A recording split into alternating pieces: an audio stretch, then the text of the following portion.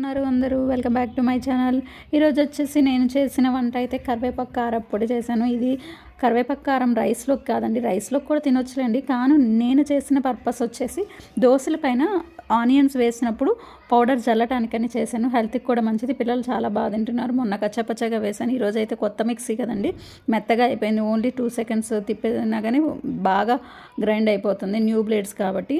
ఆ మిక్సీ కొత్తది అయితే నేను తీసుకున్నాను, అది చాలా తక్కువగా వచ్చింది. బటర్ఫ్లై కంపెనీ 5 జార్స్ వచ్చినాయండి కంటైనర్ టైప్లో. మీకు కావాలంటే నా ఛానల్లోకి వెళ్ళి చెక్ చేయండి.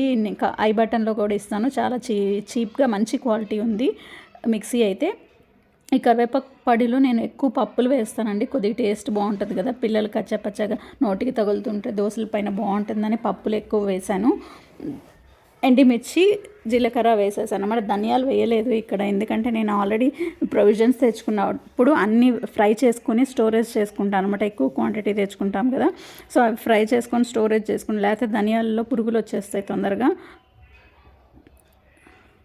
ఫ్రై అయిన తర్వాత దాన్ని మిక్సీ జార్లో వేసి పౌడర్ చేసుకోండి. తర్వాత ఆయిల్లో కొద్దిగా ఆయిలే వేయండి. ఆయిల్లో కరివేపాకు కూడా ఫ్రై చేసుకొని దాన్ని కూడా మిక్సీ పెట్టేసుకోవడమే. సాల్ట్ వేసుకొని చింతపండు వేసాను నేను, చింతపండు అండ్ ఇంకా చిన్నులపాయలు కూడా వేసి లైట్గా ఫ్రై చేసుకుంటే మనకు కరివేపాకు పౌడర్ అనేది ఇది అన్నింటిలోకి బాగుంటుందండి, రైస్ దోశ పౌడర్లోకి. మీకు నచ్చినట్టయితే లైక్ చేయండి అండ్ సబ్స్క్రైబ్ చేయడం మర్చిపోవద్దు. Thank you so much for watching.